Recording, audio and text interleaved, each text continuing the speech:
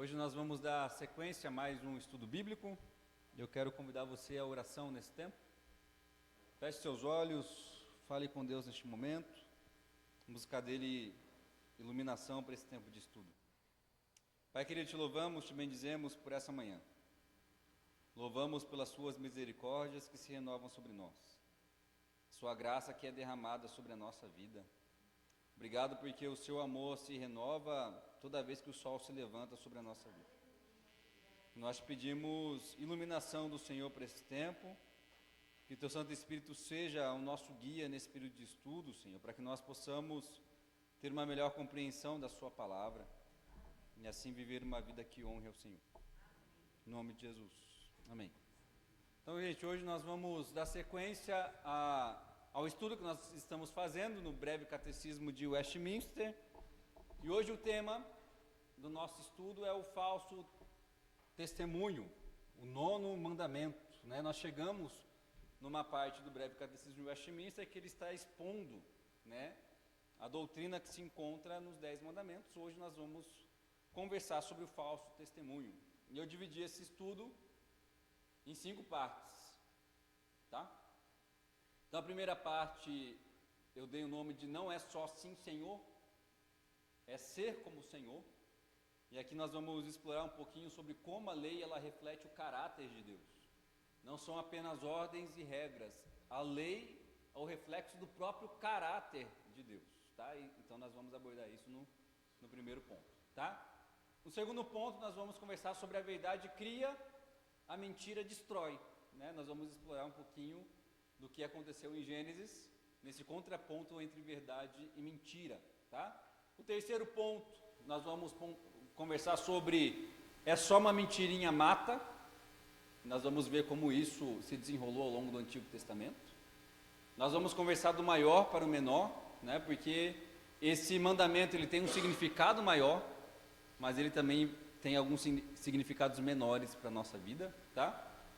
E a relação do discípulo de Jesus com o nono mandamento, né? Porque nós vemos a afirmação bíblica, os mandamentos do Antigo Testamento continuam para o discípulo de Jesus? É isso que nós vamos explorar também, tá? É isso que você deve esperar desse estudo que nós vamos fazer aqui pela manhã, tá? Então nós vamos começar com essa parte, não é só sim Senhor, é ser como o Senhor, para nós entendermos que os 10 mandamentos não são simplesmente um conjunto de regras, tá? Então vamos lá. Êxodo 20, versículo 16, o mandamento de hoje. Alguém pode fazer a leitura para nós, por favor? Não darás falso testemunho contra o teu próximo. Maravilha, este é o mandamento que nós vamos explorar hoje, o nono mandamento, tá? Não darás falso testemunho contra o teu próximo. É sobre isso que nós vamos conversar hoje, tá? Que se encontra em Êxodo 20, versículo 16. Então, gente, o que nós precisamos entender sobre os mandamentos, tá? Porque quando nós olhamos para o Antigo Testamento, nós temos uma falsa compreensão do que são os mandamentos de Deus. A gente acha que é só um conjunto de regras que, se nós não seguirmos, Deus vai nos punir, Deus vai nos castigar de alguma forma, tá? Mas os mandamentos não são apenas ordens que Deus concede ao seu povo, mas os mandamentos são reflexos do próprio caráter de Deus. O que está refletido nos 10 mandamentos é o caráter de Deus sendo revelado a nós, tá? Por isso, qual que é o objetivo dos mandamentos? Qual que é o objetivo final dos 10 mandamentos, por exemplo, que nós estamos explorando? Eles devem nos conduzir a amar e engrandecer a Deus. Os mandamentos não é só um conjunto de regras, se nós não cumprirmos, Deus vai nos punir. Não, o mandamento é para nos conduzir a amar e engrandecer a Deus. Essa percepção muda, não muda? Esses mandamentos aqui são como guias para nos conduzir a amar e engrandecer a Deus. Por quê? Você ama a Deus? Sim ou não? Se a lei é o reflexo do caráter dele, você deveria amar a lei? É claro que sim. Então veja como nossa compreensão é equivocada acerca dos mandamentos de Deus, porque nós dizemos que amamos a Deus, mas quando nós olhamos para os mandamentos dele, eu preciso cumprir isso aqui, senão ele vai me castigar. Não, eu preciso cumprir isso aqui, senão vai dar ruim para mim. Vocês percebem a distinção que nós fazemos? Mas quando nós olhamos a lei como reflexo do caráter de Deus, nós passamos a amar aquilo que Ele diz. Nós passamos a valorizar aquilo que Ele diz. Por quê? Se a lei é o reflexo do caráter de Deus, então eu devo aprender a amar a Deus através daquilo que está revelado nas Escrituras, através dos seus mandamentos. E por isso não é à toa que, ao longo do tempo, esses 10 mandamentos foram resumidos em 2. E esses 10 mandamentos foram resumidos em uma palavrinha só: amor. Porque os mandamentos, eles devem nos conduzir a amar a Deus e engrandecer a Deus. Se nós olharmos para os mandamentos com outro olhar, nós estamos interpretando errado. Tá? Por que Deus deu esses 10 mandamentos para o seu povo que acabou de sair do Egito? Para vocês aprenderem a me amar. Para vocês aprenderem a amar o seu próximo. Se a gente não olhar para os mandamentos nessa ótica, se a gente olhar como um conjunto de regras que Deus nos dá para Ele nos punir se nós não cumprirmos, nós estamos lendo os mandamentos errados, tá? Então, cada mandamento reflete um aspecto do caráter de quem Deus é. Então, não é à toa que o pecado não é apenas uma transgressão da lei, mas uma ofensa ao caráter de Deus. Veja só, o pecado não é simplesmente uma desobediência, mas é uma ofensa pessoal ao Criador. Então veja só, lá o salmista no Salmo 51, ele está fazendo uma confissão. Uma confissão de quando o profeta Natã exortou o coração dele porque ele cometeu adultério com Betseba e fez todo um plano para matar Urias, esposo de Betseba, para que ninguém descobrisse aquilo que ele tinha feito. Só que quando Davi vai fazer essa confissão, olha o que ele diz: Senhor, contra ti, e somente contra ti, eu pequei e fiz o que tu reprovas. O que Davi está dizendo? Eu não apenas descumpri uma lei, eu não apenas descumpri uma regra, eu ofendi a Deus. Porque se a lei é o reflexo do caráter de Deus, o pecado é uma ofensa ao caráter de Deus. E Davi tinha consciência disso. Ele não pecou contra a lei, ele não pecou contra uma regra, ele pecou contra Deus. Porque o pecado é uma ofensa ao caráter de Deus, tá? E se nós não conseguirmos compreender isso, a teologia por trás disso, nós vamos interpretar isso errado, tá? Então, o que eu quero mostrar para você aqui agora é como cada um dos mandamentos reflete um aspecto do caráter de Deus, tá? Vou fazer esse exercício com vocês. Por exemplo, o primeiro mandamento, não terás outros deuses além de mim, fala sobre o atributo de Deus, da unicidade de Deus e da soberania de Deus. O que é a unicidade de Deus? Alguém sabe? Ele é único.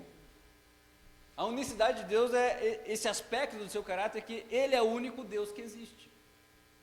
Quando Ele fala não terás outros deuses, não é porque Ele é ciumento, não é porque Ele é vaidoso, não, porque Ele é o único que existe. Não existe outro Deus, Ele é o único Deus. Então veja só que o primeiro mandamento reflete qual caráter? A unicidade de Deus. Ele é o único Deus que existe. E quando nós buscamos adorar outra coisa que não Deus, nós estamos adorando falsidade. Nós estamos adorando a mentira. E a mentira nós sabemos quem é o pai dela, né? A unicidade de Deus. Mas olha só, o segundo mandamento, não farás para ti imagens de escultura para adorar, reflete a infinitude de Deus. O que é a infinitude de Deus? Não tem início nem fim, tá? E aqui não é sobre tempo, tá? Aqui é sobre grandeza mesmo. A dimensão de Deus, o tamanho de Deus, ninguém pode medir. É legal como os salmos eles vão trabalhar essa questão, porque ele fala, nem os céus dos céus podem me conter. Nem o infinito universo pode me conter. Porque é o que? É a infinitude de Deus, o tamanho de Deus ninguém pode medir. Não há nada, nem o universo que é conhecido como infinito se compara à grandeza de Deus.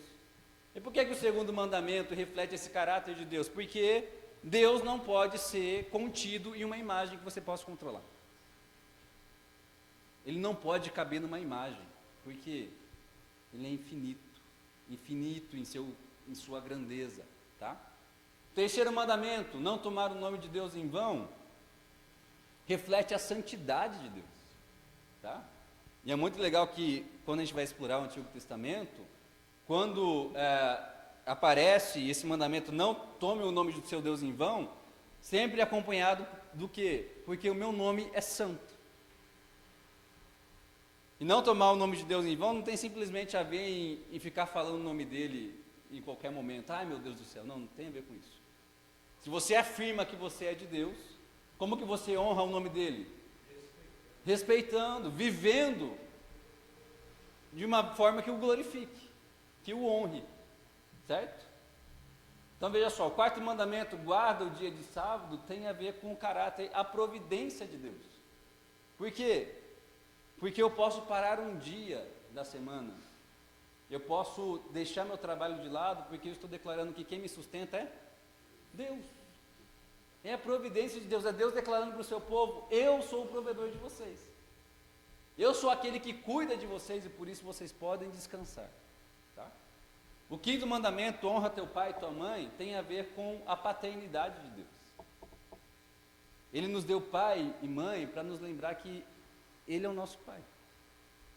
Sabe por que Deus te deu uma relação de pai, uma relação de mãe? Para que você prenda um pouquinho acerca do caráter dele, da paternidade dele, tá? Então, tudo que nós temos aqui nesta vida, Deus nos concedeu para que nós possamos aprender sobre ele, aprender a amá-lo, tá? Isso aqui é lindo, porque a paternidade de Deus nos lembra que mesmo que os nossos pais terrenos falhem ou nos abandonem, Deus jamais nos abandonará, tá? Veja só, agora o sexto mandamento, não matarás.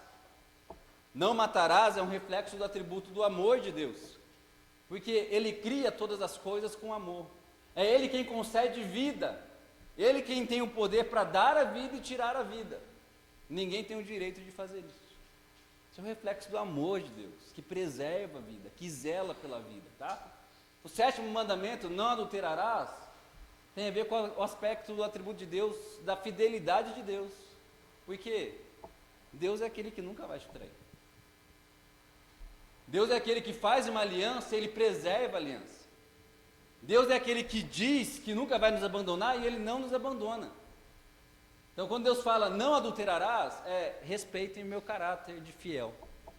Se eu sou fiel, vocês também devem ser. Tá? Oitavo mandamento, não roubarás, tem a ver com a integridade de Deus. Deus não é desonesto, Deus não passa a perna em ninguém, e nós não deveríamos fazer isso também, porque Ele é assim. Tá? O nono mandamento que nós estamos conversando hoje, não darás falso testemunho, tem a ver com a veracidade de Deus, ou seja, Deus é verdadeiro, nele não há mentira alguma, Ele não pode mentir, Ele é transparente, inteiramente confiável, porque Ele é verdadeiro.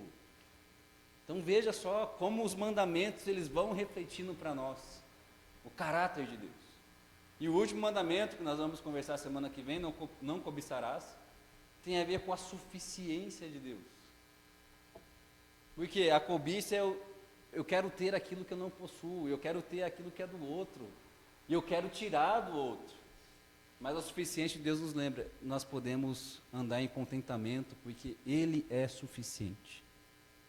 Então vocês percebem como essa ótica, quando nós olhamos por este olhar, a lei não é só simples regras para nós cumprirmos, mas é um reflexo do caráter do próprio Deus. É o caráter de Deus refletido aqui. E os mandamentos foram deixados para nós podermos amar a Deus, enxergar a Deus aqui. A lei é reflexo do seu caráter, tá? Então, quando nós falamos de falso testemunho, estamos falando sobre a veracidade de Deus. Aí nós temos o Salmo 31, versículo 5, onde ele fala, resgata-me, Senhor, Deus da verdade. Ele é o Deus da verdade, Ele é o Deus verdadeiro. Aí Números 23, versículo 19, tem muita gente que gosta desse texto, né? Deus não é homem para que minta, nem filho de homem para que se arrependa. Acaso Ele fala e deixa de agir? Acaso promete e deixa de cumprir? Olha só como as Escrituras ressaltam esse aspecto da veracidade de Deus, tá? É este aspecto do caráter de Deus que está refletido aí no falso testemunho, tá bom? Mas por que os mandamentos foram deixados para nós? Por causa disso aqui, ó. Não é só nós obedecermos a Deus e batermos continência para Ele. É para nós imitarmos a Deus. Qual que é o desejo de Deus? Nós sermos como Ele é. Isso aí está lá em Levítico, capítulo 20, versículo 26. Vocês serão santos para mim. Por quê? Por quê? Porque eu, o Senhor, sou santo. Vocês devem me imitar. Então a lei é o que, gente? É para nós aprendermos a imitar Deus. Para nós sermos como Ele é. E esse é o desejo dele desde o início da história. Como que Deus nos criou? A sua imagem e semelhança. O que aconteceu? Nós pecamos. Essa imagem foi distorcida. E qual que é o grande propósito de Deus agora? Formar a imagem do Filho dele em nós. Ou seja, sejam como eu. Isso. A régua dele é alta, exatamente. Ele quer que nós sejamos como Ele é. Ele quer que nós sejamos um reflexo do seu caráter, tá? Mas isso está lá no Antigo Testamento. Mas e no Novo Testamento? Efésios 5:1. Portanto, imitadores de Deus. Esse é o objetivo dos 10 mandamentos. Nós sermos imitadores de Deus. Nós sermos um reflexo do seu caráter. Tá? Tem gente aí, alguém conhece a capa desse livro aqui? O Custo do Discipulado, do Jonas Madureira, é excelente, tá? Vale a pena a leitura. Então veja, eu quis apresentar para vocês nessa primeira parte o que a lei não é só um conjunto de regras. A lei é um reflexo do caráter de Deus, que Ele nos deixou para que nós possamos aprender a amá-lo e imitá-lo. Tá? Ficou alguma dúvida até aqui? Tranquilo? Vamos seguir em frente então. A verdade cria, a mentira destrói. Nós vamos observar um pouquinho disso lá no texto de Gênesis, tá? Então, por exemplo, quando nós vamos para o início da história da criação, lá em Gênesis capítulo 1, versículo 13, nós vemos, disse Deus, haja luz, e houve luz. Aí nós vemos ao longo de todas as escrituras, dizendo que a palavra de Deus é a verdade.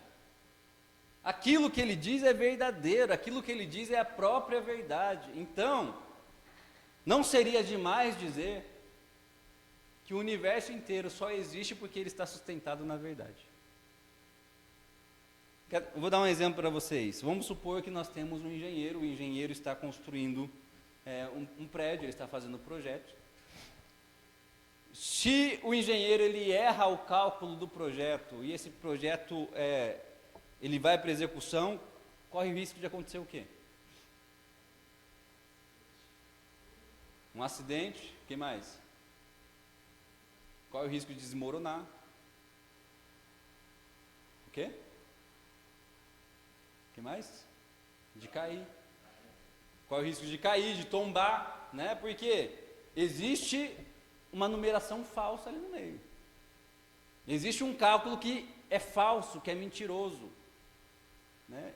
Porque todo projeto ele tem que ser verdadeiro, né? Os cálculos têm que ser corretos, verdadeiros, para que as coisas fiquem de pé. O universo é a mesma forma. Tudo no universo está fundamentado em cálculos perfeitamente verdadeiros e calculados por Deus. Não tem falsidade naquilo que Deus criou. É tudo verdadeiro. Então todo o universo está sustentado pelo quê? Pela verdade. Pela verdade de Deus. O mundo está sustentado pela verdade. A palavra dele é a verdade. O mundo foi criado pela palavra dele. Então todo o universo está sustentado na verdade, certo? Só que aí qual que é o problema? A mentira entrou no mundo. Vocês lembram lá do texto da queda, Gênesis 3, versículos de 1 a 4, né? Olha só o que diz lá. Foi isto mesmo que Deus disse? Não comam da árvore, de nenhum do fruto das árvores do jardim? E aqui nós já vemos que a serpente está distorcendo, né? Deus mandou vocês não comerem nenhum fruto de nenhuma árvore. Aí a mulher falou, não, né?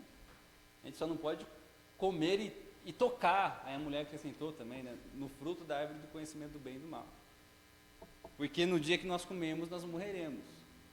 E o que a serpente disse? Certamente não morrerão. Pare! Deus está mentindo para vocês. Primeiro falso testemunho da história, está aqui. Tá? A serpente testemunhando falsamente contra Deus. Dizendo para o homem e mulher, pare, ele está mentindo para vocês. Ele não é confiável. Na verdade, ele não quer que vocês sejam como ele é. Conhecedor do bem e do mal. Poderoso, né? Vocês vão poder ter o controle da própria história de vocês. Né? Deus não está sendo honesto com vocês. É o primeiro falso testemunho da história que está aqui. Tá? E o que aconteceu depois dessa cena? Vocês sabem? Vocês se lembram? Vamos lá. Aquecer a cabeça aí de manhã. O que aconteceu depois dessa cena? Eles comeram, o que mais? Vamos lá. Sei que vocês conhecem a narrativa. Deus amaldiçoou a terra. Eles usaram as folhas para se cobrirem. Se esconderam de Deus. O mal entrou no mundo. E com isso, o mal entrando no mundo, o sofrimento entrou no mundo, a morte entrou no mundo, a dor entrou no mundo. Por quê? Aquilo que a verdade cria, a mentira destrói. Aquilo que é fundamentado na mentira está prestes a desmoronar. Tá? E é isso que Jesus vai dizer lá em João, capítulo 8, versículo 44. Vocês pertencem ao pai de vocês, o diabo. Ele foi homicida desde o princípio e não se apegou à verdade, porque não há verdade nele. Isso é uma afirmação muito forte para se falar sobre alguém, não é? Não há verdade alguma nele. Então veja, aquilo que a verdade cria, a mentira destrói. Eu estou fazendo toda essa construção para nós entendermos a força do que é esse mandamento falso testemunho. Tá? A confusão entrou no mundo por quê? Por causa de um falso testemunho. Tá? Exatamente.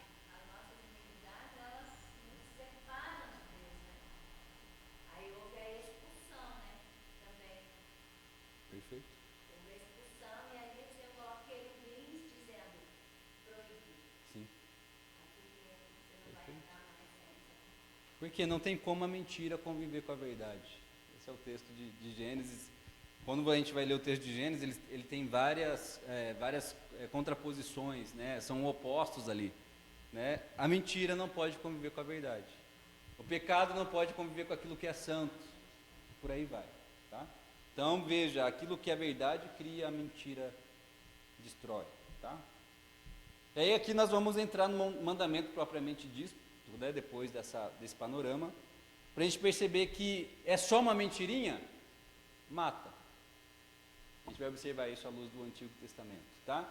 Então, para nós entendermos o mandamento de não dar falso testemunho, tá? A instrução principal é para que você não minta em julgamento. Tá? Aqui, o que os 10 mandamentos têm em mente, né? Quando Moisés proclama essa lei? Que você não pode testemunhar falsamente num tribunal. Isso que significa essa lei não dar falso testemunho. Tá? Porque o falso testemunho, ele poderia levar a uma punição severa do próximo. Se você mentisse, testemunhasse falsamente no tribunal, o seu próximo poderia ser prejudicado. Então veja só, um exemplo lá em Deuteronômio 17, versículos de 6 a 8. Alguém consegue ler aí para mim, por favor?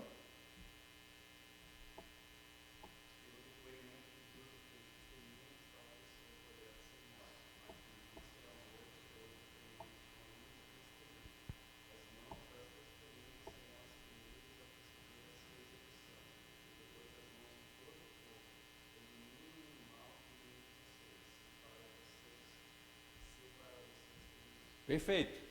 Então aqui em Deuteronômio 17 está falando sobre alguém que comete idolatria. Tá? Alguém que adora um Deus falso. Se alguém testemunhasse um judeu adorando outro Deus que não fosse o Deus de Israel, se 2 testemunhas vissem isso, essa pessoa seria apedrejada. Tá? Então, o que Moisés quer dizer com esse mandamento não dar falso testemunho? Ou seja, não testemunhe falsamente com alguém, porque isso pode levar alguém à morte. Tá? Isso pode levar a pessoa a ser apedrejada por causa do seu falso testemunho. É por isso que isso é só uma mentirinha mata. Né? E se você fizer uma pesquisa aí sobre os julgamentos nos Estados Unidos, você vai perceber que muitas pessoas já foram condenadas por causa de falso testemunho. Principalmente na época onde o racismo nos Estados Unidos era absurdamente alto. Sempre quando havia um crime sendo cometido, quem era acusado? Os pretos. E os pretos eram condenados falsamente por causa de um falso testemunho, movido por racismo, movido por ódio. Tá? Ou seja, o falso testemunho ele pode prejudicar a vida das pessoas. Tá? E o falso testemunho é um tema muito evidenciado pelos profetas, onde através das suas mensagens eles revelam como o povo de Deus estava descumprindo todos os seus mandamentos. Então, quando vocês forem ler os profetas, você vai ver que o falso testemunho está lá no meio, da denúncia de Deus contra o seu povo. Olha só Oséias 4, 1 a 2. Ouvi a palavra do Senhor, vós filhos de Israel, porque o Senhor tem uma contenda com os habitantes da terra, porque nela não há verdade, nem amor, nem conhecimento de Deus. O que só prevalece é perjurar, é jurar falsamente. Tá? Então veja só, a denúncia de Deus para o seu povo, no contexto onde o povo está sob o juízo de Deus, porque estavam testemunhando falsamente, estavam dando falso testemunho nos seus tribunais. E aqueles que eram mais prejudicados, os pobres nos tribunais. Tá? Os ricos aproveitavam que eles tinham domínio do tribunal, para se safarem das condenações, condenarem aqueles que eram pobres. Tá? Essa é a denúncia que Deus faz para o seu povo, falso testemunho. Tá? E tem um exemplo perfeito disso, a história da vinha de Nabote. Alguém conhece essa história? Levanta a mão aí. A vinha de Nabote. Certo dia, Acabe, ele queria adquirir a vinha de Nabote. É isso que a história conta. A vinha de Nabote ficava do lado do palácio do rei Acabe.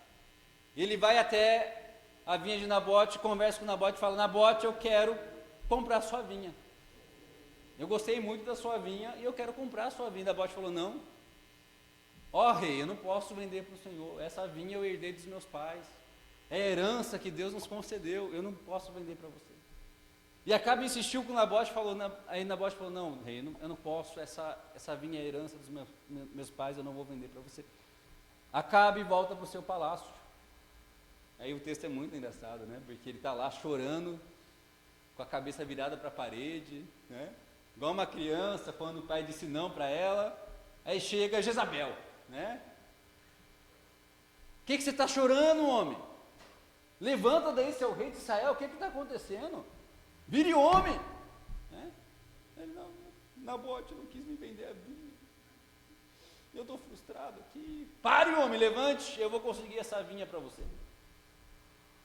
E aí, Jezabel elabola um plano que envolve falso testemunho, tá? E olha só, o grande plano que ela elaborou. Tá? Ela mandou escrever uma carta para ser espalhada em todo o reino. E ela falou, naquelas cartas, elas escreveu: decretem um dia de jejum e ponham Nabote sentado num lugar de destaque entre o povo. E mandem 2 homens vadios, engraçado o texto aqui, né? Vadios, sentar-se em frente dele e façam com que testemunhem falsamente que ele amaldiçoou tanto a Deus quanto ao rei, e levem-no para fora e apedrejem-no até a morte. Aí o versículo 13: então 2 homens vadios vieram e se sentaram em frente dele e o acusaram diante do povo, dizendo: Nabote amaldiçoou tanto a Deus quanto ao rei, por isso o levaram para fora da cidade e o apedrejaram até a morte. O que está envolvido aqui? Falso testemunho. Testemunharam falsamente contra Nabote, e Nabote acabou sendo morto. Tá? Essa era a força desse mandamento. O que Moisés está falando? Não faça isso contra o seu próximo. Porque se você fizer isso, ele pode vir à morte. E nisso você não está demonstrando amor por ele, pelo contrário, você está demonstrando desprezo. Tá? E essa história é engraçada, porque essa história ela começa com a cobiça, que nós vamos ver semana que vem. Pode ser uma história utilizada pela professora da próxima semana. Tá? Uma história que começa com cobiça, que termina em falso testemunho, que termina em assassinato. E a gente vai vendo que um pecado leva a outros pecados. Tá? Maravilha. Então, era isso que esse mandamento significava. Tá? E a gente acabou de ver um exemplo de como uma mentirinha ela pode matar alguém. Tá? É só uma mentirinha mata, mas agora nós vamos conversar um pouquinho sobre como esse grande significado ele desemboca em pequenos significados para nós, tá? Então, o 9º mandamento, ele proíbe falso testemunho em tribunais. Isso significa que mentir no dia a dia está liberado? Sim ou não?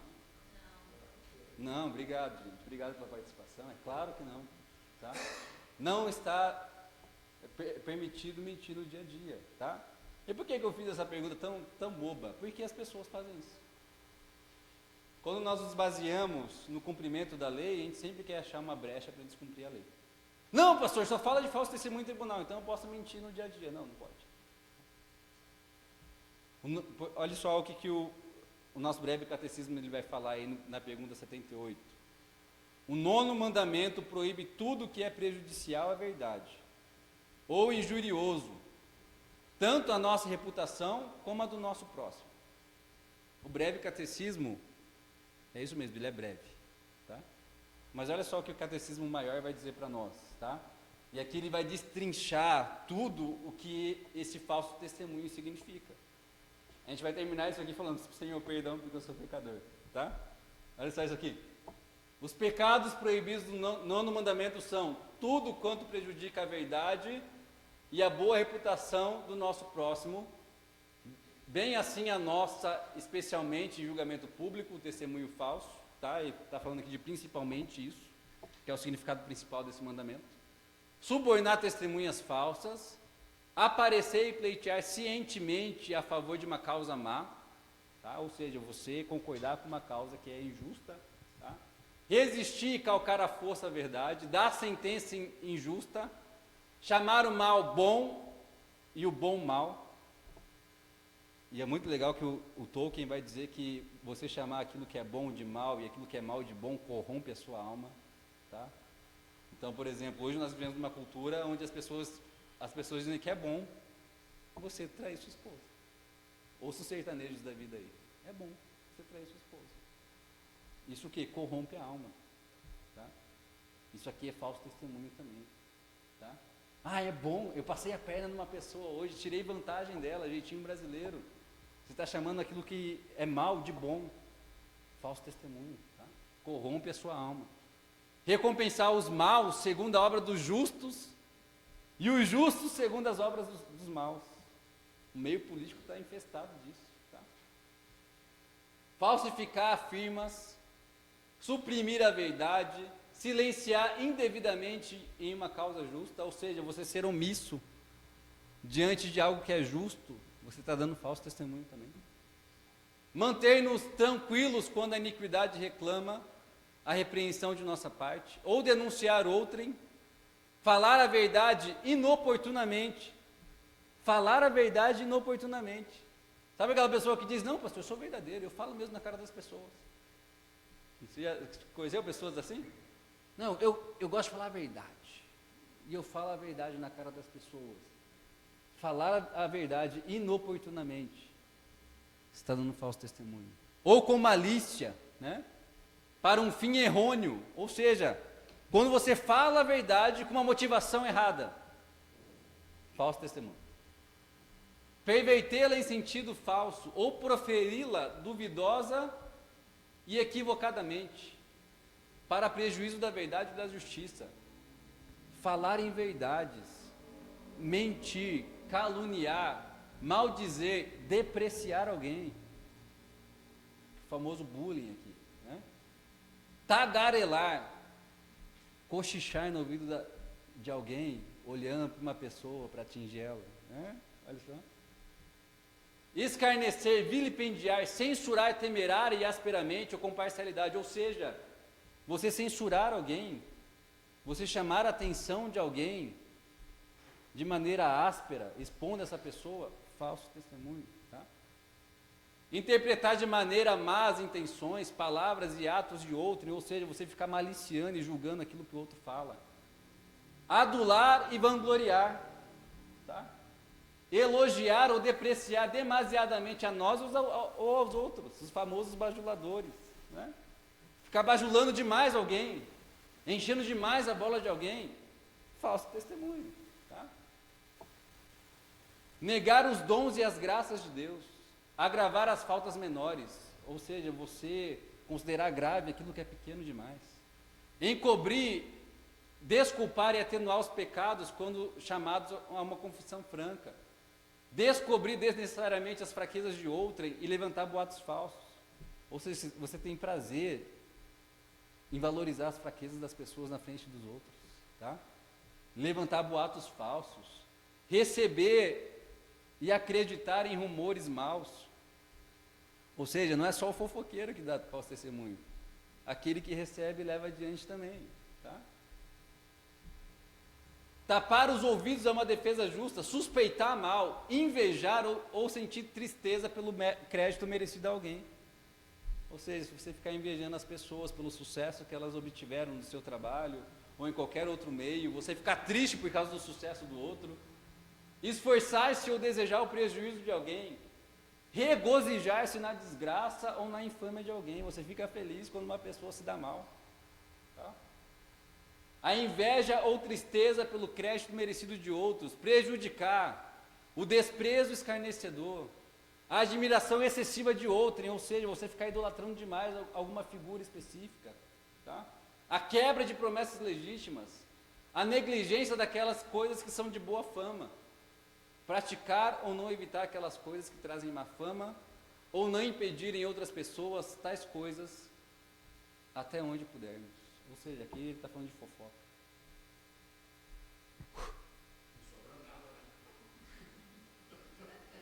Não sobra nada.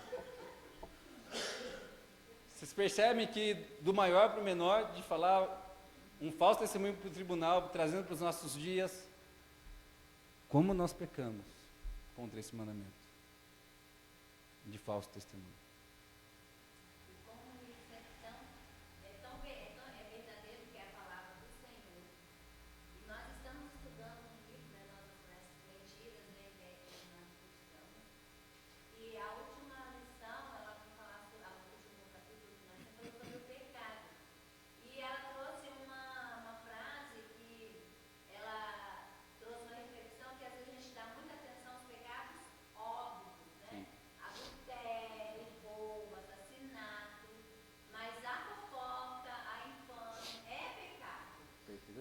Que a gente acha que o falar, né? O falar ou pensar, né? Não vai prejudicar, não tem nada de mal para ninguém. Mas porque eu não pratiquei, não executei, mas eu falei, eu estou pecando, acho que é importante. Exatamente. Com certeza. Com certeza. Para a gente entender a vastidão daquilo que significa esse mandamento. Tá? Se você não está convencido disso, pastor, isso aí é o Catecismo Maior de Westminster está falando, leia Provérbios. O quanto ele vai falar sobre aqueles que causam discórdia contra os seus irmãos, quanto ele vai falar da fofoca, da reputação alheia, como nós devemos preservar a reputação alheia e não destruí-la, prejudicá-la. Tá? Então veja só, aqui é do maior para o menor, e a gente percebe, Senhor, temos pecado contra ti. E aí, para nós finalizarmos a relação do discípulo de Jesus com o 9º mandamento. Então, diante do que nós acabamos de ler, do que significa amplamente o 9º mandamento, nós conseguimos cumprir a lei? Nós conseguimos cumpri-la perfeitamente? Alguém aqui, depois que a gente fez essa leitura do Catecismo Maior, diz, pastor, eu nunca fiz isso. Pode levantar a mão, alguém fez? Alguém já cumpriu perfeitamente tudo aquilo? problema é que em nós não habita a verdade. E esse é o problema.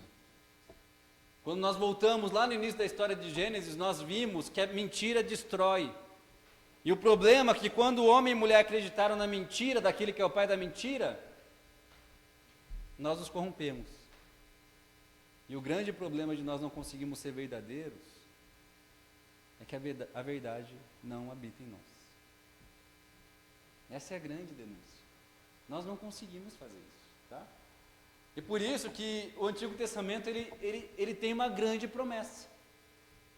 Porque o Antigo Testamento, eu vou resumi-lo para você, é a história trágica de um povo que não conseguiu ser fiel a Deus.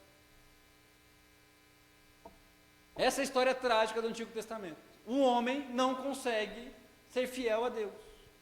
O homem não consegue caminhar com Deus em fidelidade. Essa é a história trágica do povo de Israel.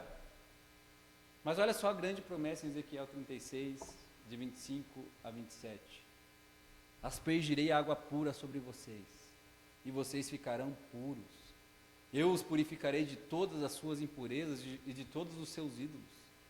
Darei a vocês um coração novo e porei um espírito novo em vocês. Tirarei de vocês o coração de pedra e lhes darei um coração de carne. Porei o meu espírito em vocês e os levarei a agirem segundo os meus decretos e a obedecerem fielmente as minhas leis. Qual que é a promessa de Deus? Eu vou dar um coração novo para vocês. Eu vou dar um coração de carne para vocês, agora um coração que vai ser inclinado a fazer a minha vontade. Ou seja, gente, a nossa situação é tão drástica, tão dramática, que a única solução é nós nascermos de novo. A única solução para mim e para você é, você precisa nascer de novo. Sua situação é tão ruim, é como o médico virar para você, cara, você está condenado. Sabe como melhora? Se você nascesse de novo. Como você não pode, lascou para você. Mas qual é a solução que Deus está nos dando? Vocês precisam nascer de novo, tá? E a boa notícia para nós, gente, é que a verdade se fez carne. A verdade se fez carne e habitou entre nós. Essa é a boa notícia do Evangelho, tá? João capítulo 1, versículo 14, vai dizer que aquela palavra que criou o universo, onde todas as coisas são sustentadas por meio da verdade, a verdade se encarnou. João 1, versículo 14 vai dizer isso para nós, aquele que é a palavra se fez carne e viveu entre nós, tá? Cheio de graça e de verdade. Nós vimos a sua glória como do unigênito vindo do Pai, cheio de graça e a verdade se encarnou no meio de nós. Tá? E ele se encarnou para destruir a mentira. Tudo aquilo que nós vimos lá em Gênesis, a verdade criou, a mentira destruiu. Mas a verdade pode ser derrotada pela mentira? Não, a verdade se encarnou para destruir a mentira. 1 João capítulo 3, versículo 8 vai dizer isso para nós. Aquele que pratica o pecado é do diabo, porque é o diabo que vem pecando desde o princípio. Mas foi para isso que o Filho de Deus se manifestou. Para destruir as obras do diabo, para destruir a mentira. A boa notícia para nós é que a verdade se encarnou e ela veio destruir a mentira. E qual que é a boa notícia disso? A verdade habita em nós agora. O Espírito da verdade habita em mim e em você, de tal forma que ele nos habilita a olhar para os mandamentos de Deus com prazer, de tal forma que ele nos habilita a amar a verdade. Olha só que maravilha, né? O presbítero João aqui, escrevendo para a igreja, dizendo, e não apenas eu os amo, mas também todos os que conhecem a verdade, por causa da verdade que permanece em nós e estará conosco para sempre, e essa verdade é o Espírito Santo de Deus que habita em nós. De tal forma que agora nós podemos odiar a mentira e amar a verdade, tá? Mas se Jesus cumpriu a lei, já não estamos mais debaixo da lei, sim da graça, estamos desobrigados a cumprir a lei? De forma alguma, não é a lei que muda, a lei de Deus não muda, Ele muda a nossa relação com a lei. Tá?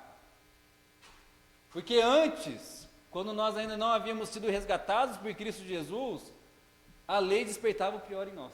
É isso que o apóstolo Paulo vai dizer em Romanos 7:7. Que diremos então, a lei é pecado? De maneira nenhuma. A lei não é ruim. De fato, eu não saberia o que é pecado a não ser por meio da lei. Ou seja, o que o apóstolo Paulo está dizendo? A lei veio para mostrar o pecado que existe dentro de mim. A lei veio para mostrar quão ruim eu sou. A lei veio para acusar o pecado, para que o pecado possa nos conduzir até Cristo. Mas agora em Cristo, olha só o que Tiago 1, versículo 25 vai dizer para nós. O homem que observa atentamente a lei perfeita, que traz liberdade e persevera na prática dessa lei, não esquecendo do que ouviu, mas praticando, será feliz naquilo que fizer. Ou seja, antes a lei despertava o pior em nós e trazia sobre nós condenação, mas agora em Cristo Jesus, aquele que cumpriu toda a lei e recebeu a maldição da lei em nosso lugar e nos deu um novo coração, onde agora habita o Espírito da verdade, nós temos prazer na lei de Deus. Porque a lei não nos condena mais. Cristo cumpriu todas as exigências da lei de tal forma que não há mais punição para mim e para você. Agora eu e você podemos ter uma outra relação com a lei, nós podemos ter prazer nela. Você agora pode ter prazer na verdade por meio de Cristo Jesus. E por isso, olha só, não é a lei que muda, é nós que mudamos. Lá em Zacarias 8,16 já estava lá, eis o que vocês devem fazer, falem somente a verdade uns com os outros. Em Efésios a mesma coisa, cada um deve abandonar a mentira e falar a verdade ao seu próximo. O que muda? O que muda é que nós somos revestidos do novo homem, tá? E agora nós podemos ser habilitados a falarmos a verdade e vivermos em justiça e em santidade provenientes da verdade, tá? Então o 9º mandamento exige a conservação e promoção da verdade entre os homens e a manutenção da nossa boa reputação e do nosso próximo, especialmente quando somos chamados a dar testemunho, tá? E aqui, só um slide para nós finalizarmos, quando o Catecismo Maior diz qual que é o nosso dever, então, diante do 9º mandamento. Ele vai dizer, os deveres exigidos no 9º mandamento são conservar e promover a verdade entre os homens e a boa reputação de nosso próximo, ou seja, a boa reputação do nosso próximo, eu e você devemos zelar por ela, tá? Evidenciar e manter a verdade e de coração sincera, livre, clara e plenamente falar a verdade, somente a verdade em questões de julgamento e justiça e em todas as mais coisas, quaisquer que sejam. Considerar caridosamente os nossos semelhantes, amar, desejar e ter regozijo pela sua boa reputação, entristecer-nos pelas fraquezas do nosso próximo, encobri-las e mostrar franco reconhecimento dos seus dons e graças, ou seja, reconhecer o dom que existe no outro, defender sua inocência, receber prontamente boas informações a seu respeito e rejeitar as informações maldizentes, lisonjeadoras e caluniadoras, prezar e cuidar de nossa boa reputação, defendê-la quando for necessário, cumprir as promessas lícitas, empenhar e praticar tudo que é verdadeiro, honesto, amável e de boa fama. Agora nós podemos fazer isso, porque a verdade habita em nós. Amém? Amém, gente. Era isso que eu queria trazer hoje para vocês a respeito do nosso 9º mandamento, tá? E eu desejo que nós possamos ter uma outra relação com a palavra de Deus. Que tenhamos prazer na palavra de Deus, porque agora em nós habita a verdade. Amém? Nós vamos ter um pequeno intervalo aí.